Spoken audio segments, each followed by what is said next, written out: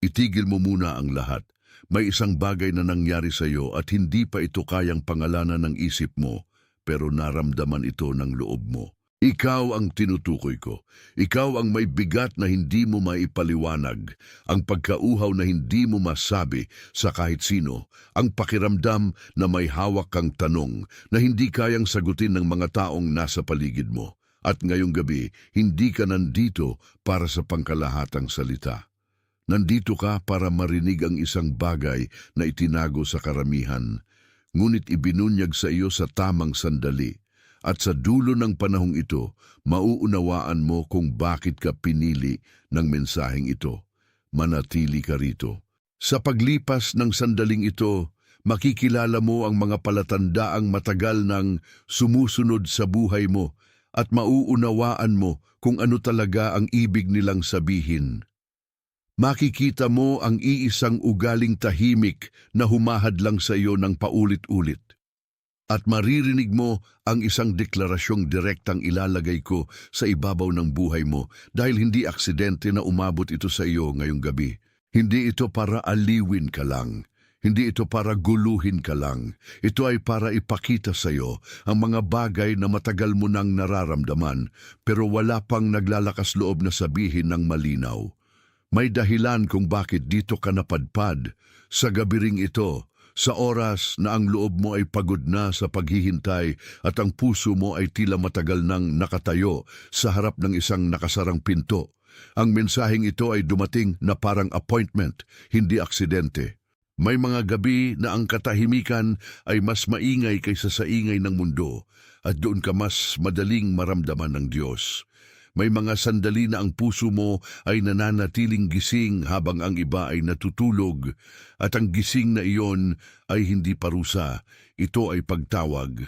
May mga bagay na nangyayari na sa una ay parang pagkalito lamang, pero ngayon makikita mo na hindi ka lang basta napapagod.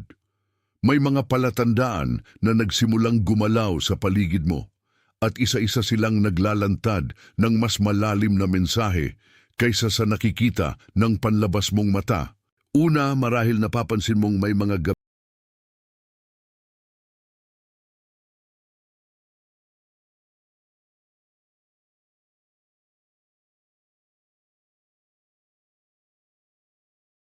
Pansin, kailangan mong maghanda ngayon.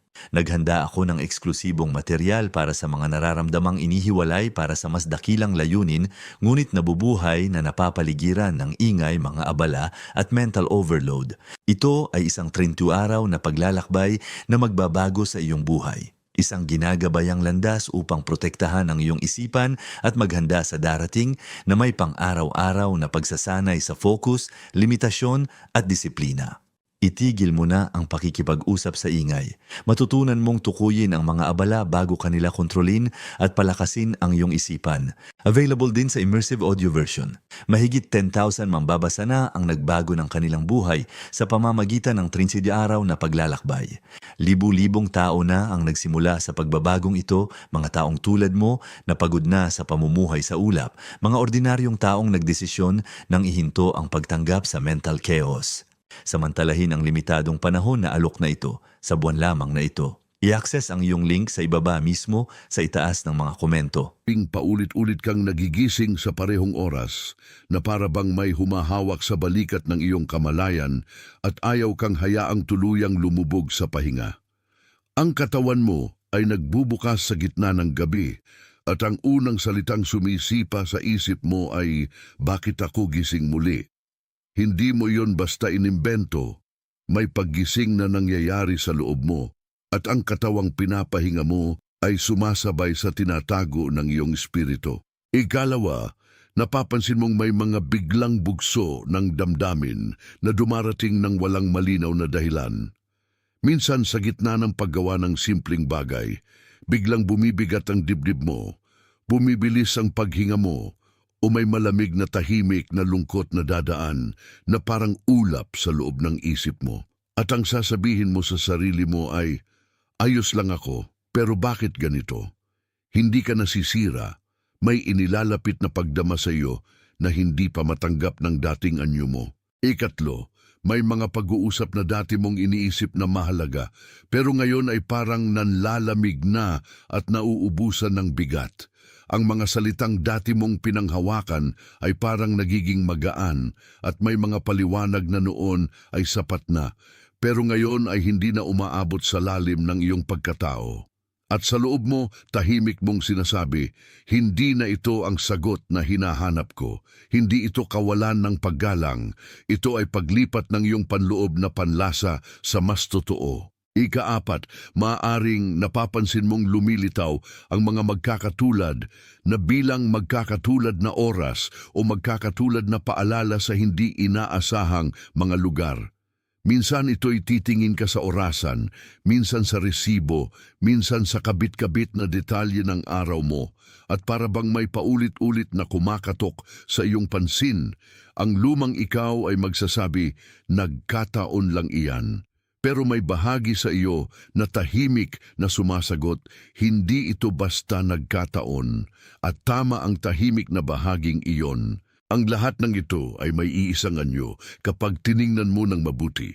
Hindi ito mga problema na kailangang takasan, kundi mga kumpirmasyon na may gumagalaw na hindi mo pa noon kayang sukatin. Ang paulit-ulit na paggising, ang biglang bigat sa dibdib, ang mga pag-uusap na kumukupas, ang mga bilang na dumarating sa tamang pagkakataon, lahat ng iyon ay hindi ka nilalabanan. Binubuksan ka nila. Ibig sabihin nito, hindi ka na pag-iiwanan. Ibig sabihin nito, hindi ka sinusubukang saktan ng langit.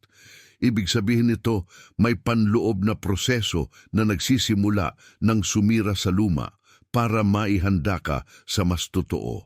At kapag ang buhay mo ay nagsimulang maglabas ng ganitong mga tanda, hindi mo dapat agad sabihing may mali sa iyo. Huminga ka muna ng dahan-dahan.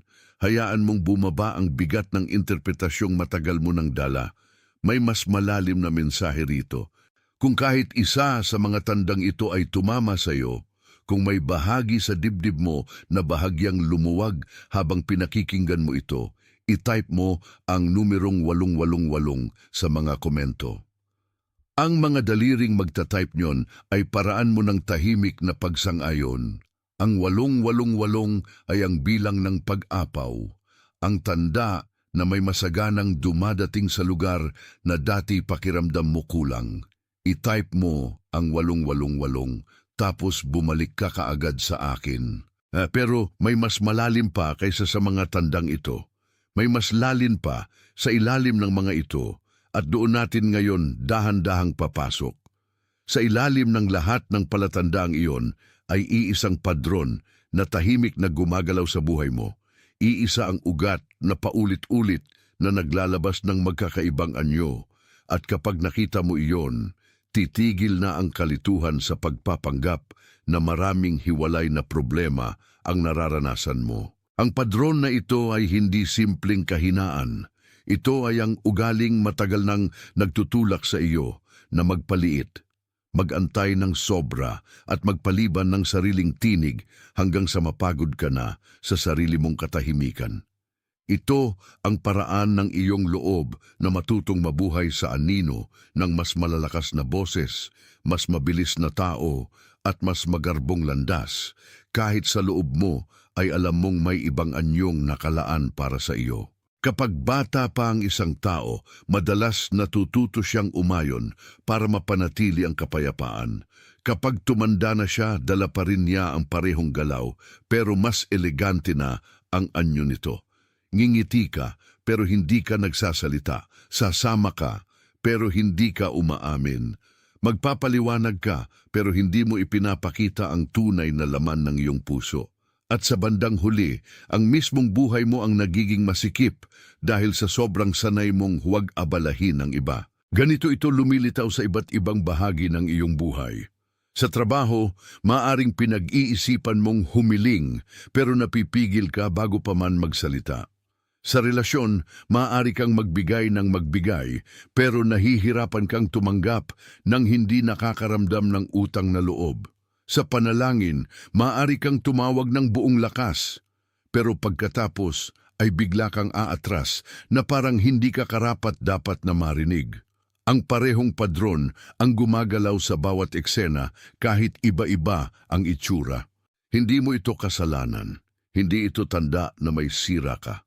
Ito ay tanda na matagal kang nakaligtas sa isang paraan ng pagiging na noon ay nakatulong sa iyo, pero ngayon ay hindi na sapat para sa lalim ng pangakong hinihingi ng buhay mo.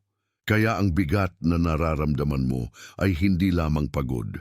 Ito ay ang pagkakasya ng isang lumang balat na hindi natugma sa iyong tunay na anyo.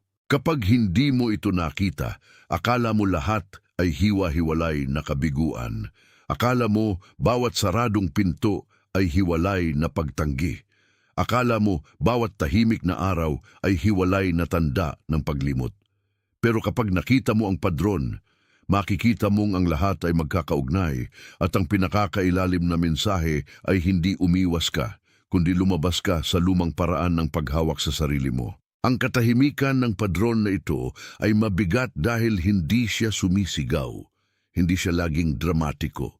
Kadalasan, siya ay nasa maliliit na pagtigil, sa paghinga na biglang nauubos, sa pagpapaliwanag na hindi mo naman dapat ginawa, sa paghingi ng permiso kahit wala namang humihingi sa iyo ng paliwanag. At habang palalim ng palalim ang pagkapipi mo, mas lalo kang napapagod sa sarili mong paglalakad. Ngunit may layer pa sa ilalim nito, at ang layer na iyon ay hindi listahan ng mga dapat mong ayusin. Ito ay kwento ng isang bahay sa loob mo. Isipin mo ang isang bakuran sa likod ng lumang bahay. Hindi ito ordinaryong bakuran. Ito ang lugar kung saan unang natutong tumayo ang iyong mga ugat, kung saan may puno sa gitna na matagal nang naroon bago ka pa pinangalanan.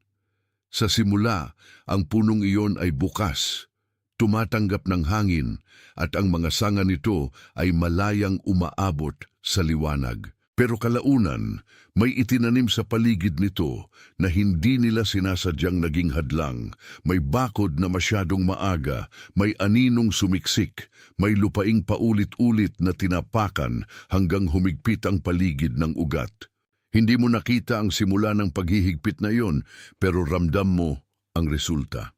Ang puno ay nanatiling buhay, pero hindi naganap na nakapagtatayo ng sarili nitong koronang malaya. Ang ilang sanga ay napako sa iisang direksyon, ang ilan ay tumigil sa paglakas. At sa labas, ang mga tao ay maaaring nagsabi pa ngang matibay ka, matatag ka, maayos ka.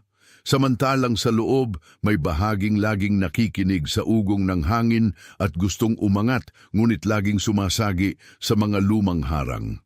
Ganyan ang naging anyo ng maraming taon mo. May mga panahong sinabihan ka na huwag masyadong maingay.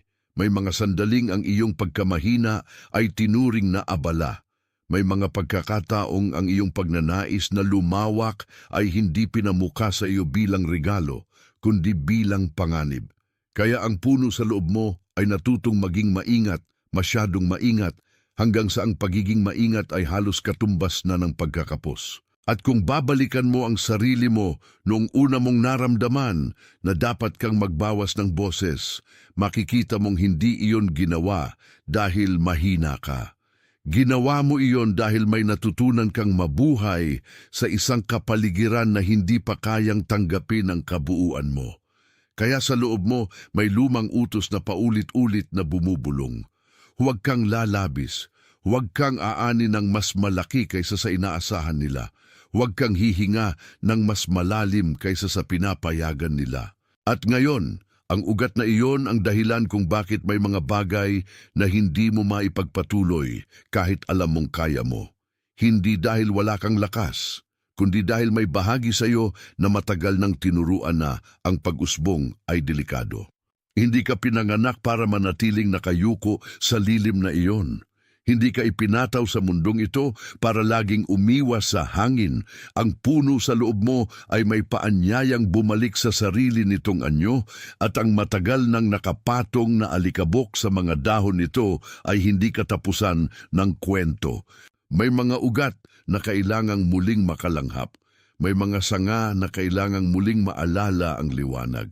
May mga dahon na matagal nang nakatiklop dahil sa takot na masyadong makita. at ngayon ay dahan-dahang nagigising sa init ng tamang pagtingin. Ang nangyayari sa iyo ay hindi pagkasira, ito ay muling pag-alala. Huminto ka muna rito. Hayaan mong sumingaw ang katotohanan iyon sa dibdib mo. Kung ang bakuran at ang puno ay parang nakita mo sa loob mo, itype mo ang mga salitang nakikita ko ito sa mga komento. Huwag mo itong sabihin na parang healing. Sabihin mo itong parang pagkilala. Ang mga salitang iyon ang magsasara sa lugar na binuksan ngayon. I-type mo yun, tapos bumalik ka kaagad sa akin. At kapag bumalik ka na, mapapansin mo na hindi ang puno ang tunay na sira. Ang tunay na kailangan ay ang pag-alis ng mga lumang harang, ang pagkalas sa mga takot na ikinabit sa ugat, at ang pagpapahintulot sa buhay na bumalik sa lugar na matagal nang pinigilan. Hindi ka kailangang mag-imbento ng bagong pagkatao. Kailangan mo lamang bumalik sa pinagmulan ng iyong malalim na paghinga. Hindi mo kailangang patunayan na karapat-dapat kang umusbong. Ang mga ugat na buhay ay hindi nagpapaliwanag kung bakit sila humahawak sa lupa. Humahawak sila at iyon ang kanilang katotohanan. Hindi mo rin kailangang gumawa ng lakas na wala ka namang nawalay. Ang kailangan mo ay tanggapin ang pinigilang daloy na matagal nang kumakatok sa iyong panloob na bakod. Ang pagbabalik na ito ay hindi marahas. Ito ay mahinahon, matanda at mas tapat kaysa sa alinmang pagod na pagsisikap. May isang paggawa na ngayon mo lang muling matututunan. Ang bawat umaga, bago ka magsalita sa mundo, sasabihin mo muna sa sarili mo kung sino ka sa pinagmulan. Hindi mo hahayaang ang unang boses na maririnig mo ay ang luma mong takot. Pahihintulutan mong ang unang salita ay ang alaala ng ugat na hindi kailanman nawala. Sa ganitong paraan, ang puso mo ay hindi magsisimula sa kakapusan kundi sa presensya. At may isa pang pag-aalaga, sa bawat pagtatapos ng araw, hindi mo susukatin ang sarili mo sa dami ng nagawa mo, kundi sa katapatan ng naibigay mong boses. Kung nagsalita ka ng totoo, kung tumanggi ka ng mahinahon, kung tumanggap ka ng hindi nahihiya, ginagawa mong muli ang lupa na mabait sa sariling puno. Ang gawain mo ay hindi magpuwersa. Ang gawain mo ay magtanim ng katotohanan sa paligid ng ugat. Ito ang paraan ng paglingap sa sarili. Hindi mo pinipilit ang paglago, binabantayan mo ito. Hindi mo sinusukatan ang bisa ng buhay mo sa bilis, kundi sa lalim ng muling pagkakaugat. At sa lalim na iyon, ang dating katahimikan ay nagiging lakas na walang kailangan patunayan. Kung ramdam mo na ang ugat na iyon, ay gumagalaw muli sa loob mo. Kung may bahagi ng buhay mo na parang unti-unting bumabalik sa dating liwanag, i-type mo ang mga salitang "Ako ay handa" sa mga komento. Hindi ito pagsusumamo, ito ay pagtanggap. Ang mga salitang iyan ay tatatak sa loob ng sandaling ito at ibabalik ka sa sarili mong direksyon. I-type mo ito, tapos bumalik ka kaagad sa akin.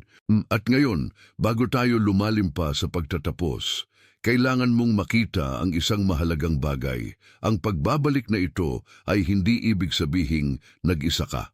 May nakakarinig sa ugat mo. May nakakaalam sa bigat ng bakuran mo. May nakakakita sa puno mo kahit noong akala mo ay natutuyuan ka na ng tuluyan. Kung naramdaman mong totoo ang patunay na ito, hayaan mong ang munting pag-aakma ng iyong puso ang maging amen ng walang salita. Hindi ito bilang, hindi ito sukat. Ito ay tahimik na pagsang-ayon na ang sinabi rito ay tumama sa tamang lugar.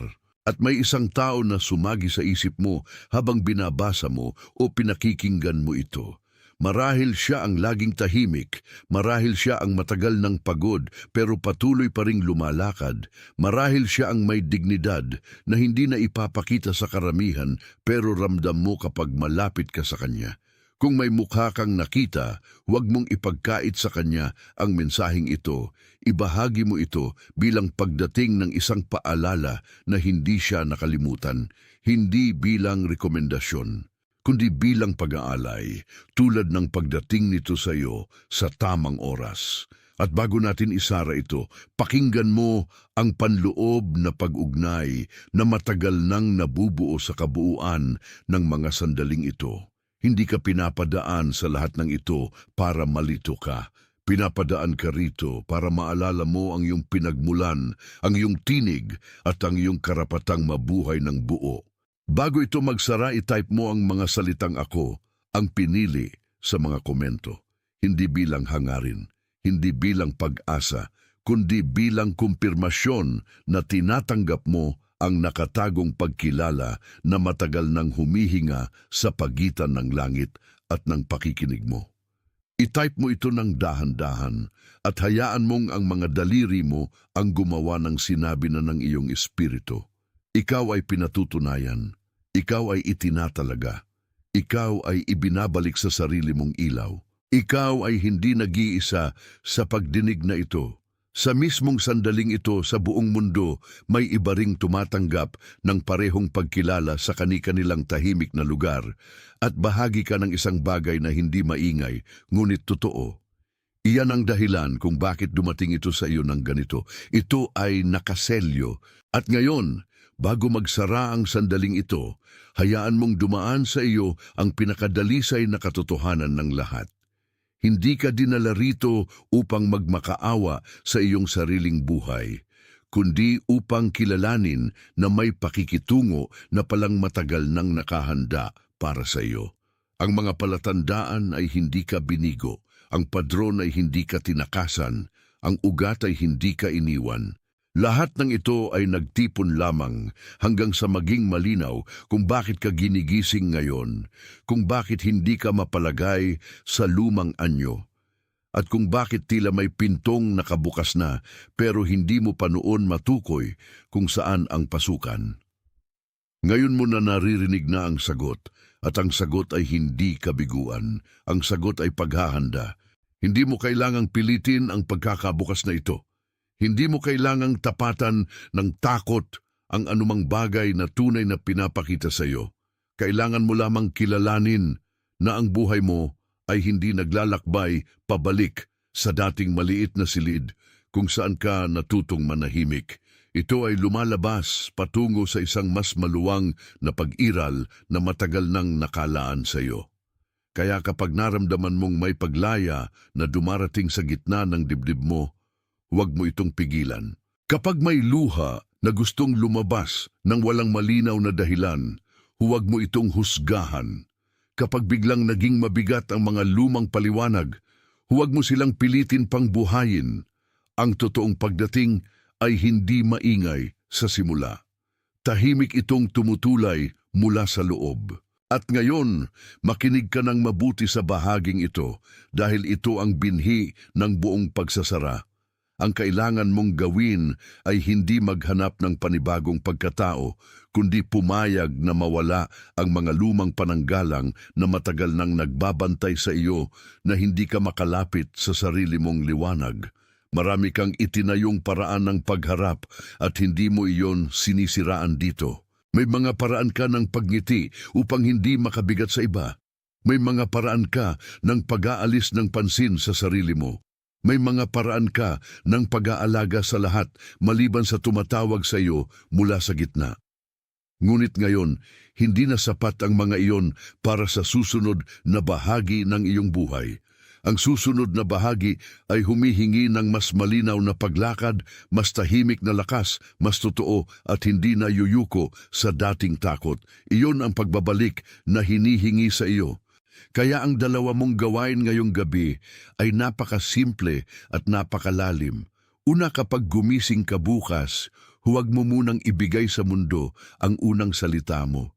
Ibigay mo muna sa sarili mo ang pagkilalang matagal mo nang ipinagkait sa sariling dibdib. Sabihin mo sa loob mo, bago ang kahit anong paangangailangan, na hindi ka sukat ng lumang pagod mo. Na hindi ka kabuuan ng mga araw na nagduda ka sa sarili mo, na hindi ka nililok para manatiling nakayuko sa mga alaala ng dating kulong. Kapag ginawa mo iyon, parang binubuksan mo ang unang bintana ng bahay na matagal nang sarado. Ang hangin ay hindi agad lahat nagbabago. Pero nagsisimula itong pumasok. At iyan ang simula ng tunay na pag-ayos. Na pangalawa, sa pagtatapos ng araw, huwag mong bilangin ang sarili mo ayon sa dami ng naitama mo. Bilangin mo ang sarili mo ayon sa katapatan ng ipinakita mo sa buhay. Kung nagsalita ka ng may buong puso, kung tumanggi ka ng hindi nagkakasala, kung tumanggap ka ng hindi minamaliit ang sarili, kung naglakad ka ng hindi na muling ibinaba ang iyong ulo para lamang magmukhang ligtas, iyon ang tunay na pag-unlad. Ang pag-usbong ay hindi palaging nakikita sa labas, pero ramdam ito sa paraan ng paghinga mo kapag wala nang kailangang itago. At kapag nagsimulang maging ganoon ang paghinga mo, alam mong bumabago na ang paligid ng iyong ugat. May mga araw pa ring darating na susubukan ng lumang takot na bumalik, ngunit iba ka na sa susunod na pagdating nyon. Makikilala mo na ang itsura nito. Makikilala mo ang mabigat na katahimikan na gusto kang ibalik sa dating kabawasan. Makikilala mo ang boses na nagsasabing huwag kang masyadong magtiwala sa sarili mong pag-angat. At kapag dumating iyon, hindi mo na kailangang makipagtalo, hindi mo na kailangang magpaliwanag. Sapat na ang tahimik na pag-alala na ang puno ay hindi na muling magiging ugat lamang. Ito ay may tungkuling mamunga, tumanggap ng liwanag at manatiling matatag nang hindi nawawala sa hangin. Ganito ang pagbabago kapag tunay na gumagalaw. Hindi nito kailangan ng palabas, kailangan nito ng pananatili. At doon ka ngayon tinatawagan ng mas malawak na landas mo. Manatili ka sa katotohanan, kahit hindi pa ito lubos na nakikita ng lahat. Manatili ka sa kabutihan ng iyong sariling paghinga, kahit wala pang pumapalakpak. Manatili ka sa tahimik na pag-usbong, kahit ang nakasanayan mo ay agad sumuko kapag walang agad na patunay. Ang mga buhay na itinatalaga ay kadalasang unang lumilitaw bilang pagkagambala, pagkatapos bilang pagtutuwid, at sa huli bilang kapayapaan na hindi na maipaliliwanag ng lumang isip. Kaya huwag mong maliitin ang panahon na ito. Dito nag-uumpisa ang muling paglalagay ng ilaw sa mga lugar na matagal nang napag-iwanan. May mga tainga na kailangan lamang makarinig ng minsan upang tuluyang magising. May mga puso na kailangan lamang makakita ng sariling salamin upang mabawi ang lalim na matagal nang natakpan. At may mga kaluluwang tulad mo na hindi pinapasok sa sandaling ito para maingay na maipakita ang sarili, kundi para tahimik na maihanay muli ang loob sa totoo. Iyan ang ginagawa ngayon ng mensaheng ito. Hindi ka nito tinatakasan, hindi ka nito pinapahiya. Hindi ka nito pinapaliit. Inaayusan ka nitong bumalik sa dibdib na matagal mo nang tinitirhan, ngunit minsan mo nang nakalimutang tawaging tahanan. Kaya huwag kang matakot sa katahimikan pagkatapos nito. Minsan ang katahimikan ang tanging anyo ng biyayang marunong gumalang sa iyo. Minsan ito ang paraan ng langit upang hayaang marinig mo ang sarili mong patuloy na pagsang-ayon. Huwag mong hintayin na maging perpekto ang lahat bago ka maniwala. Huwag mong hintayin na mawala ang bawat anino bago ka humakbang. Ang liwanag ay hindi hinihingi ang kawalan ng anino. Hinihingi nito ang iyong pananatili habang unti-unti nitong nililinis ang silid. At ngayon, bago ko tapusin ang huling mga linya, gusto kong marinig mo ito bilang pagtatakda, hindi bilang mungkahi. Ang lahat ng matagal mong isinakripisyo ng tahimik ay hindi nasayang. Ang bawat gabi na nagtiis ka, ang bawat umagang bumangon ka kahit mabigat ang dibdib mo, ang bawat beses na hindi mo piniling manumbat, ang bawat pagkakataong nanatili kang mabuti kahit pagod ka na, ang bawat sandali ng katahimikang ginamit mo upang hindi lumubo ang galit mo. Lahat ng iyon ay nakasulat sa mas malalim na kwento ng iyong buhay. At ang kwentong iyon ay hindi nagtatapos sa pagod. Nagtatapos ito sa pag-uwi. Kaya kung may isang bagay kang itatago sa dibdib mo mula sa mensaheng ito ang itago mo. Hindi ka piniling sirain, pinili kang gisingin. Hindi ka piniling iwan, pinili kang ihanda. Hindi ka piniling pababain. Pinili kang itaas sa paraang mas tahimik kaysa sa inaasahan mo, pero mas totoo kaysa sa lahat ng dati mong hinawakan. At kapag dumating ang araw na aalingaw-ngaw sa iyo ang katotohanan ito, nang mas malinaw pa, mapapansin mong ang takot na dati mong akala ay permanente ay isa lang palang lumang anino na hindi na kayang sumabay sa bagong araw. Iyan ang dahilan kung bakit nagbago na ang hangin sa loob mo. Bukas at sa mga susunod pang umaga, huwag mong kalilimutan na ang paglalakad mo ay hindi na paglalakad ng nagtatago. Ito ay paglalakad ng isang taong nakakita na ang mga palatandaan ay totoo, nakakita na ang padron ay may pangalan, nakakita na ang ugat ay may kapangyarihang bumangon, nakakita na ang katahimikan ay hindi katapusan kundi daan. At kapag nakita mo na iyan, hindi ka na muling magiging alipin ng dating paghihintay. Lalakad ka na bilang taong marunong ng magtiwala sa banayad na pagbubukas ng sariling buhay. Ikaw ay binubuksan, ikaw ay pinatatag, ikaw ay ibinabalik sa dating liwanag na hindi kailanman nawala, kahit minsan ay natakpan lamang ng sobrang tagal na pagkalimot. Kaya huminga ka ng malalim at hayaan mong ang huling pagkatok ng gabing ito ay maging pinto sa kapayapaang matagal mo nang inaantay. Sa loob mo, may lugar na ngayon ay mas tahimik, mas malawak, mas handang tumanggap. Doon ka patutungo, doon ka palaging tinatawag. Ikaw ay minarkahan ng biyaya, ikaw ay pinapaghilom ng katotohanan, ikaw ay tinatawag pabalik sa kabuuan mo. Pansin, kailangan mong maghanda ngayon. Naghanda ako ng eksklusibong material para sa mga nararamdamang inihiwalay para sa mas dakilang layunin, ngunit nabubuhay na napapaligiran ng ingay, mga abala at mental overload.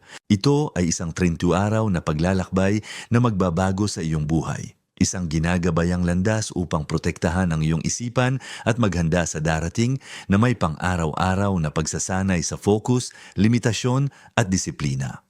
Itigil mo na ang pakikipag-usap sa ingay. Matutunan mong tukuyin ang mga abala bago kanila kontrolin at palakasin ang iyong isipan. Available din sa immersive audio version. Mahigit 10,000 mambabasa na ang nagbago ng kanilang buhay sa pamamagitan ng 30 araw na paglalakbay. Libu-libong tao na ang nagsimula sa pagbabagong ito, mga taong tulad mo na pagod na sa pamumuhay sa ulap, mga ordinaryong taong nagdesisyon nang ihinto ang pagtanggap sa mental chaos. Samantalahin ang limitadong panahon na alok na ito sa buwan lamang na ito. I-access ang iyong link sa ibaba mismo sa itaas ng mga komento.